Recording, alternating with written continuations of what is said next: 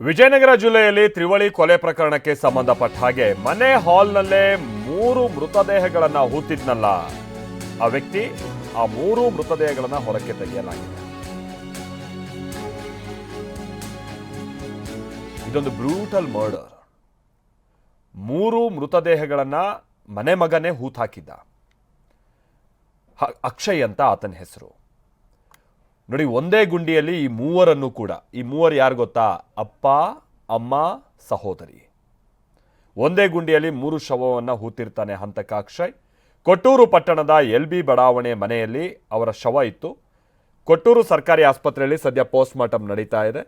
ಜನವರಿ 27ನೇ ತಾರೀಕಿನಂದು ತಂದೆ ತಾಯಿ ಸಹೋದರಿಯನ್ನ ಅಕ್ಷಯ್ ಕೊಂದಿರ್ತಾನೆ. ತಂದೆ ಭೀಮರಾಜ್, ತಾಯಿ ಜಯಲಕ್ಷ್ಮಿ, ಸಹೋದರಿ ಅಮೃತ ಹತ್ಯೆಯಾಗಿದೆ. ಬಾಡಿಗೆ ಮನೆಯಲ್ಲೇ ತಂದೆ ತಾಯಿ ತಂಗಿ ಶವವನ್ನು ಹೂತಿರ್ತಾನೆ. ನಮ್ಮ ಪ್ರತಿನಿಧಿ ವಿನಾಯಕ್ ಇದಕ್ಕೆ ಸಂಬಂಧಪಟ್ಟಂಗೆ ಡೀಟೇಲ್ಸ್ ಅನ್ನ ಕೊಡ್ತಾರೆ. ನಮ್ಮ ಜೊತೆಗೆ ನೇರ ಸಂಪರ್ಕದಲ್ಲಿ ಜಾಯಿನ್ ಆಗ್ತಾ ಇದ್ದಾರೆ. ವಿನಾಯಕ್, ಈಗ ಮುಂದಿನ ಪ್ರಕ್ರಿಯೆಗಳೆಲ್ಲ ಪೋಸ್ಟ್ ಮಾರ್ಟಮ್ ಮತ್ತೊಂದು ಆಗಬೇಕಿದೆ, ಆ ಕಾರ್ಯ ನಡೀತಾ ಇದೆ. ಜೊತೆಗೆ ಈ ಕೊಲೆ, ಈ ಘಟನೆ, ಇದರ ಹಿನ್ನೆಲೆಯನ್ನ ಸ್ವಲ್ಪ ನಮಗೆ ತಿಳಿ ಹೇಳೋದಾದ್ರೆ ವಿನಾಯಕ್, ಓವರ್ ಟು ಯು.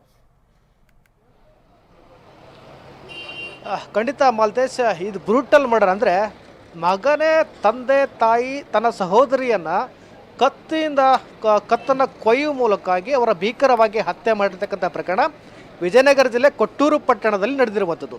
ಅಂದರೆ 26ನೇ ತಾರೀಕು ನೈಟು ಅಕ್ಷಯ್ ಏನು ಆರೋಪಿ ಇದ್ದಾನಲ್ಲ, ತನ್ನ ತಂದೆ ಮತ್ತು ತಾಯಿ, ಆತನ ಸಹೋದರಿಯ 3 ಜನರನ್ನು ಒಂದು ಹರಿತವಾಗಿರ್ತಕ್ಕಂಥ ಕತ್ತಿಯಿಂದ ಕುತ್ತಿಗೆಯನ್ನು ಕೊಯ್ತಾನೆ. ಬಳಿಕ ಅದೇ ಮನೆಯ ಹಾಲ್ನಲ್ಲಿ ಅವರನ್ನು 3 ಜನರನ್ನು ಕೂಡ ಹೂತಾಗಿರುವಂಥದ್ದು. ಅಂದರೆ 4 ಅಡಿ ಆಳಕ್ಕೆ ಗುಂಡಿನ ತೋಡ್ತಾನೆ, 2 ಅಡಿ ಅಗಲಕ್ಕೆ ತೋಡಿರ್ತವಂಥದ್ದು.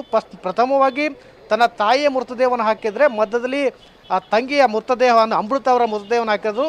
ಕೊನೆಯದಾಗಿ ಆತನ ತಂದೆ ಜಯರಾಜ್ ಅವರ ಮೃತದೇಹವನ್ನು ಹಾಕಿರುವಂಥದ್ದು. ಆರಂಭದಲ್ಲಿ ಜಯರಾಜ್ ಅವರ ಏನು ಶವವು ಹೂತು ಹಾಕಲಿಕ್ಕೆ ಆಗದೇ ಇದ್ದ ಕಾರಣ ತನ್ನ ತಂದೆಯ ತೊಡೆಯನ್ನು, 2 ತೊಡೆಯನ್ನು ಕೂಡ ಕತ್ತರಿಸಿ ಎಷ್ಟು ವಿಕೃತಿಯನ್ನು ಮೆರೆದ ಅಂದರೆ ನಿಜಕ್ಕೂ ಕೂಡ ಇಲ್ಲಿರ್ತಕ್ಕಂಥ ಸ್ಥಳೀಯರು ಕೂಡ ಆತನನ್ನು ನೋಡಿ ಚೀತು ಅಂತ ಉಗಿತಾ ಇರುವಂಥದ್ದು ಮತ್ತು ಸಾಕಷ್ಟು ಆಕ್ರೋಶವನ್ನು ವ್ಯಕ್ತಪಡಿಸ್ತಾ ಇರುವಂಥದ್ದು. ಇವರು ಮೂಲತಃ ಟೈರ್ ಬಿಸ್ನೆಸ್ಸನ್ನು ಮಾಡ್ತಾ ಇದ್ದಾರೆ. ಅಂದರೆ ರಿಮೋಲ್ಡ್ ಮಾಡುವಂಥ ಕೆಲಸಗಳನ್ನು ಮಾಡ್ತಾ ಬಂದಿದ್ರು. ಆರಂಭದಲ್ಲಿ ಉತ್ತಮವಾಗಿರ್ತಕ್ಕಂಥ ಬಿಸ್ನೆಸ್ ಕೂಡ ಇತ್ತು. ತಂದೆಯ ಕೆಲಸವನ್ನೇ ಈ ಆರೋಪಿ ಅಕ್ಷಯ್ ಮುಂದುವರಿಸ್ಕೊಂಡು ಬಂದಿದ್ದ. ಆದರೆ ಫೈನಾನ್ಷಿಯಲ್ ವಿಚಾರವಾಗಿ ಕಳೆದ 1 ತಿಂಗಳ ಹಿಂದಷ್ಟೇ 1 ಕೋಟಿ ರೂಪಾಯಿ ಮನೆಯನ್ನು ಮಾರಾಟ ಮಾಡಿದ್ರು ಅನ್ನೋ ಮಾಹಿತಿ ಕೂಡ ದೊರೆತಿರುವಂಥದ್ದು. ಅದಕ್ಕೆ ಸಂಬಂಧಪಟ್ಟಂತೆ ಸರಿಸುಮಾರು 40 ಲಕ್ಷ ಹಣವನ್ನು ಆತನ ತಂಗಿ ಅಮೃತಳ ಹೆಸರಲ್ಲಿ ಇಟ್ಟಿದ್ರು ಅನ್ನೋ ಮಾಹಿತಿ ಕೂಡ ದೊರೆತಿರುವಂಥದ್ದು. ಅಂದರೆ ಆರಂಭದಲ್ಲಿ ಕೂಡ ಇದನ್ನು ಅಕ್ಷಯ್ ಸಂಪೂರ್ಣವಾಗಿ ಡ್ರಗ್ ಅಡಿಕ್ಟ್ ಆಗಿರ್ತಾನೆ, ಗಾಂಜಾ ಅಡಿಕ್ಟ್ ಆಗಿರ್ತಾನೆ ಮತ್ತು ಆನ್ಲೈನ್ ಗೇಮ್ಗಳನ್ನು ಆಡ್ತಾ ಸಾಕಷ್ಟು ಹಣವನ್ನು ಕೂಡ ಈತ ಕಳೆದಿರ್ತಾರೆ. ಹೀಗಾಗಿ ಆ ಸಂಬಂಧಪಟ್ಟಂತೆ ಹಣಕ್ಕೆ ಸಂಬಂಧಪಟ್ಟಂತೆ ಇಬ್ಬರ ನಡುವೆ ಗಲಾಟೆ ಆಗಿರುವಂಥದ್ದು. ಹೀಗಾಗಿ ಹಣ ಸಿಗದೇ ಇದ್ದಾಗ ಈ ರೀತಿಯಾಗಿರ್ತಕ್ಕಂಥ ಕೃತ್ಯವನ್ನು ಎಗಿಸಿ ಒಂದು ರೀತಿ ಮಿಸ್ಸಿಂಗ್ ಕೇಸ್ ಕೂಡ ಒಂದು ನಾಟಕವನ್ನು ಆಡಿದ. ಇದೀಗ ಪೊಲೀಸ್ ಬಲೆಗೆ ಬಿದ್ದಿರುವಂಥದ್ದು. Malthesh, thank you Vinayak.